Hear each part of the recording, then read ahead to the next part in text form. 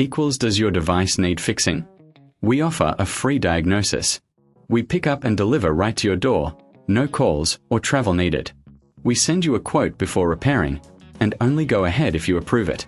Easy, transparent, and professional. Link in description.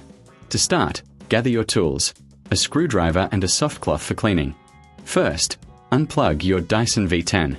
Remove the screws on the back of the vacuum using your screwdriver. Keep these screws safe for reassembly. Once the screws are out, gently pull the body away from the motor. Be careful not to damage any internal components. Next, take a moment to clean the internal parts with your cloth. Dust can accumulate, affecting performance. After cleaning, inspect the components visually for any wear or damage. If you notice anything unusual, consider a professional diagnosis without obligation. Now, take your new body and align it with the motor. Push it into place firmly. Replace the screws you removed earlier, ensuring they are tight but not over-tightened. Finally, plug in your Dyson V10 and test it. If you need assistance, remember we offer pickup and delivery at your home. No calls, no travel, just a quote before repair. Enjoy your revitalized vacuum. Does your device need fixing?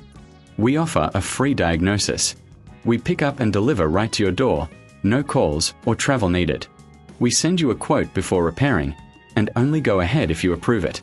Easy, transparent, and professional. Link in description.